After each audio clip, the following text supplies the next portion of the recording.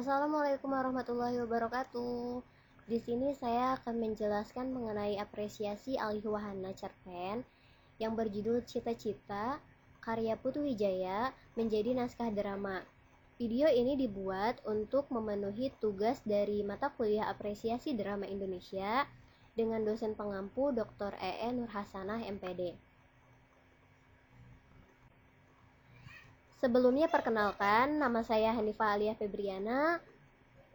Saya mahasiswa dari Fakultas Keguruan dan Ilmu Pendidikan, program studi Pendidikan Bahasa dan Sastra Indonesia. Saya di kelas 4F, NPM saya 18 10 63 10 80 128. Nah, selanjutnya di sini ada identitas penulis. Penulis cerpen Cita-Cita ini adalah Putu Wijaya. Putu Wijaya sendiri bernama lengkap I Gusti Ngurah Putu Wijaya, lelaki kelahiran Bali, tanggal 11 April 1944. Putu Wijaya ini adalah seorang penulis drama, penulis cerpen, novel, skenario, dan juga pelukis. Sedikit saja riwayat hidup dari Putu Wijaya. Putu Wijaya adalah bungsu dari 5 bersaudara seayah maupun dari 3 bersaudara seibu. Ia tinggal di kompleks perumahan besar yang dihuni sekitar 200 orang, baik anggota keluarga dekat dan jauh. Putu Wijaya mempunyai kebiasaan membaca sejak kecil. Ayahnya I Gusti Ngurah Raka, seorang pensiun punggawa yang keras dalam mendidik anak, dan ibunya bernama Mekel Ermawati. Semula ayahnya mengharapkan agar Putu Wijaya ini menjadi seorang dokter, namun Putu Wijaya lemah dalam ilmu pasti. Ia akrab dengan sejarah, bahasa, dan ilmu bumi. Sekilas saja, Putu Wijaya menulis sejak SMP. Tulisan pertamanya adalah sebuah cerita pendek berjudul Etsa yang dimuat dalam harian Suluh Indonesia di Bali. Lalu pertama kali main drama ketika di SMA, memainkan drama sendiri dan menyutradarai dengan kelompok yang didirikannya sendiri, itu di Yogyakarta. Lalu Putu Wijaya bergabung dengan Bengkel Teater pada tahun 1967 sampai 1969. Kemudian ia bergabung dengan teater kecil di Jakarta. Sempat main satu kali dalam pementasan teater populer. Selanjutnya bergabung dengan teater mandiri yang didirikan pada tahun 1971 dengan konsep bertolak dari yang ada. Nah, Putu Wijaya ini sudah menghasilkan banyak karya-karya. Di sini saya akan memberitahu karya-karya cerpen yang telah dibuat. Ada cerpen bom, cerpen es campur, cerpen gres, protes, darah, yel, blok, zigzag, tidak, dan lain-lain.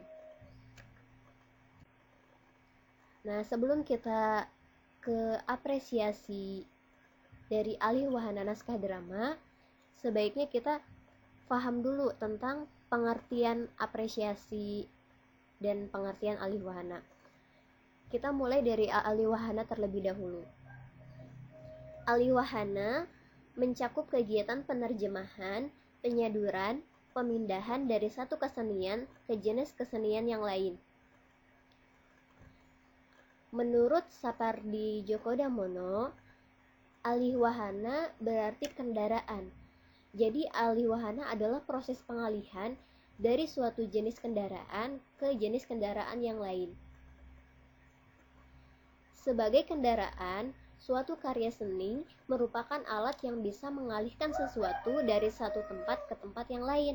Sedangkan wahana diartikan juga sebagai media yang digunakan untuk mengungkapkan, mencapai, atau memamerkan gagasan atau perasaan. Jadi intinya ini pengertian dari alih wahana adalah pemindahan dan pengubahan.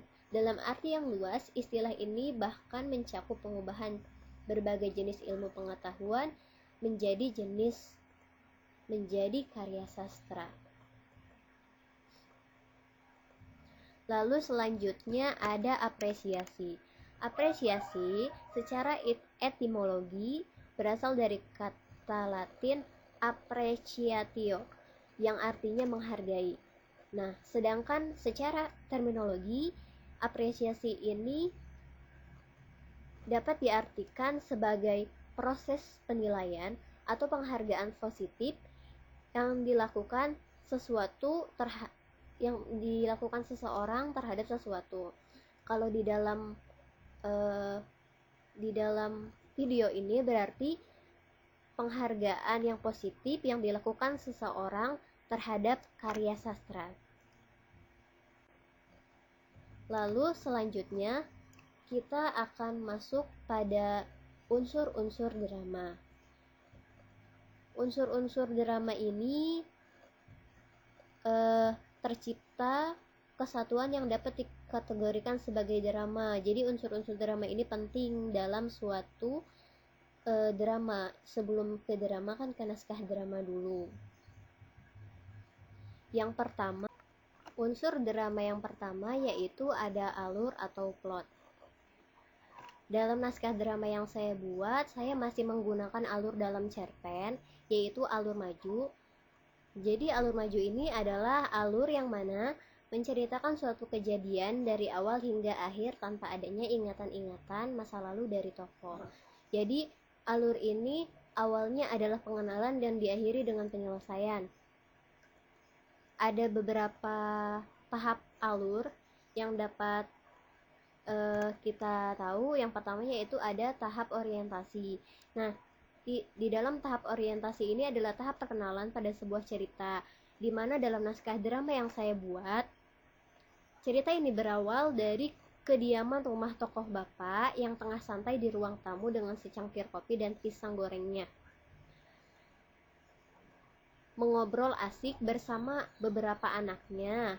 Jadi sebenarnya di dalam cerpen adegan ini tidak ada, namun saya membuat adegan ini agar alurnya itu jelas. Lalu yang kedua ada tahap komplikasi. Tahap komplikasi merupakan tahap yang menampilkan pertentangan atau konflik yang mulai muncul. Jadi konflik di dalam cerita tersebut adalah saat anak-anak tokoh bapak ini berebut mengemukakan pendapat satu sama lain, hingga kepala tokoh bapak ini merasa pusing dan akhirnya ia mengambil sikap untuk menembakkan pistol ke arah atas. Lalu selanjutnya ada resolusi. Resolusi ini adalah tahap penyelesaian dari puncak permasalahan sebuah cerita. Di dalam cerita tersebut, tahap ini adalah di mana semua terdiam dan tokoh bapak mengemukakan keinginannya hingga semuanya saling berpelukan dan cerita selesai dengan akhir yang sangat mengharukan dan bahagia. Lalu selanjutnya ada tema. Nah, tema di dalam naskah drama yang saya buat adalah impian. Kenapa saya bisa mengambil tema impian? Dimana di cerita tersebut ada seorang bapak yang memiliki 7 orang anak yang masing-masing mereka memiliki cita-cita yang berbeda, dari cita-cita yang masuk akal sampai yang tidak masuk akal. Jadi di dalam cerita tersebut satu persatu dari anak dari tokoh bapak ini mengemukakan pendapat mengenai impiannya masing-masing dengan penuh perdebatan dan saling timpal balik, memperjuangkan pendapatnya itu seolah-olah pendapatnya lah yang paling benar dan baik. Sampai akhirnya tokoh bapak pun mengemukakan mengenai cita-cita dan membuat pernyataan kepada anak-anaknya yang tengah berdebat tersebut. Lalu selanjutnya di sini ada amanat. Amanat yang dapat saya ambil dari naskah drama tersebut yaitu bahwa setiap profesi memiliki kelebihan dan kekurangannya masing-masing. Tidak semua hal bisa disamaratakan dan dibenturkan dengan alasan mencari profesi yang terbaik. Namun semua bisa ada dengan hidup saling berdampingan. Selanjutnya yaitu ada karakter. Di dalam naskah drama ini terdapat 8 tokoh, berarti terdapat 8 karakter. Saya akan paparkan satu persatu dari tokoh bapak sampai ke tokoh anak 7. Tokoh bapak. Nah, tokoh bapak ini memiliki sifat yang sabar dan tegas. Sifat sabarnya itu muncul pada saat ia mau mendengarkan satu persatu pendapat dari anak-anaknya mengenai cita-cita mereka di masa depan. Nah, sedangkan sifat tegas pada bapak ini muncul saat anak-anaknya tidak mau kalah dalam perdebatan dan ia menentukan sikap dengan tegas. Ia menembakkan pistol ke atas untuk menghentikan perdebatan tersebut. Lalu ada tokoh anak 1. Tokoh anak 1 memiliki sifat yang tidak sopan atau sering menyepelekan orang lain. Sifat tidak sopan tergambar dari awal cerita ketika ia menyeruput kopi milik bapak tanpa izin. Sifat menyepelekan orang lain adalah ketika ia menanggapi pernyataan saudara-saudaranya yang lain. Tokoh anak 1 ini bertekad kuat bercita-cita menjadi seorang pahlawan, namun tidak jelas pahlawan apa. Lalu selanjutnya ada tokoh anak 2. Tokoh anak 2 memiliki sifat yang teguh dalam pendiriannya. Hal tersebut tergambar saat ia berpendapat mengenai cita-citanya menjadi eksekutif, walaupun saudara-saudara yang lain memperdebatkannya. Lalu ada tokoh anak 3. Tokoh ini memiliki sifat yang teguh dalam pendiriannya. Hal tersebut tergambar saat ia berpendapat mengenai cita-citanya menjadi wartawan, walaupun saudara-saudara yang lainnya memperdebatkannya. Lalu ada tokoh anak 4. Tokoh anak 4 ini memiliki sifat yang baik dan tegas. Dia juga teguh dalam pendiriannya. Hal tersebut terlihat saat tokoh ini masuk sambil membawa nampan yang berisi teh untuk saudara-saudaranya dan pisang goreng. Lalu ia menyajikan di atas meja. Sifat teguh pendirian muncul saat ia berpendapat mengenai cita-citanya menjadi seorang seniman, walaupun saudara-saudaranya yang lain memperdebatkannya. Lalu selanjutnya ada tokoh anak 5. Tokoh anak 5 memiliki sifat yang baik dan memiliki hobi memancing. Sama seperti saudaranya yang lain, ia juga memiliki pendirian yang kuat mengenai cita-citanya yang ingin menjadi seorang pedagang. Lalu ada tokoh 6. Tokoh 6 atau tokoh anak 6 ini memiliki sifat yang baik namun agak garang. Memiliki hobi memancing, sama seperti saudaranya yang lain juga, ia memiliki pendirian yang kuat mengenai cita-citanya yang ingin menjadi seorang mahasiswa. Lalu selanjutnya ada tokoh anak 7.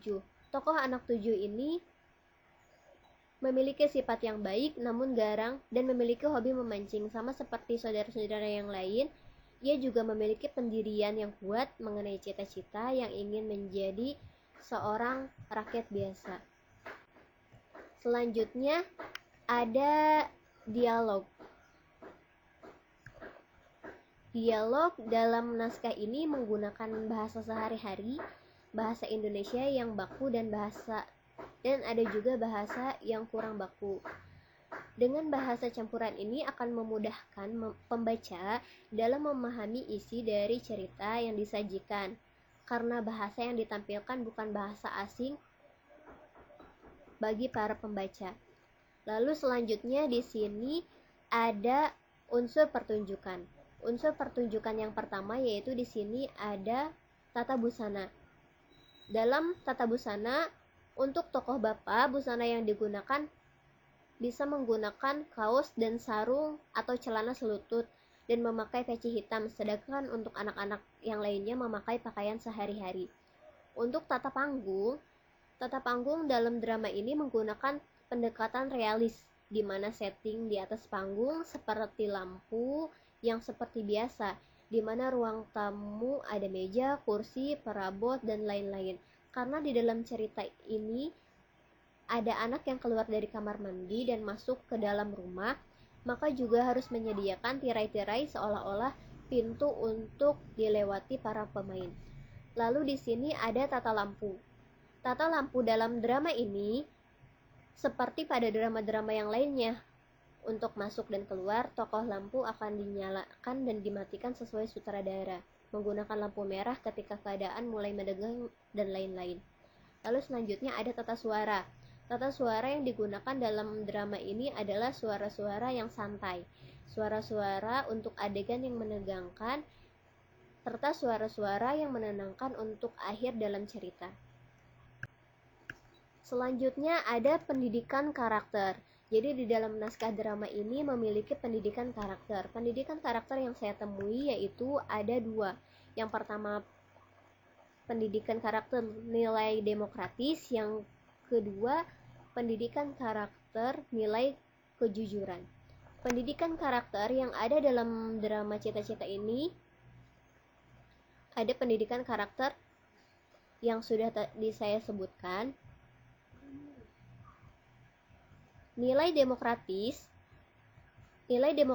di dalam naskah drama tersebut adalah ketika satu sama lain saling berpendapat, walaupun setelahnya ada perdebatan-perdebatan yang tidak cocok. Nah, lalu yang selanjutnya ada nilai kejujuran. Nilai kejujuran didapatkan saat seluruh tokoh anak mengemukakan pendapat mengenai cita-citanya di masa depan dan sikap dari mereka membeberkan keunggulan dan kelemahan dari profesi atau cita-cita yang mereka inginkan tersebut. Nah, sekian dari saya, kurang lebihnya mohon maaf. Semoga bisa bermanfaat. Wassalamualaikum warahmatullahi wabarakatuh.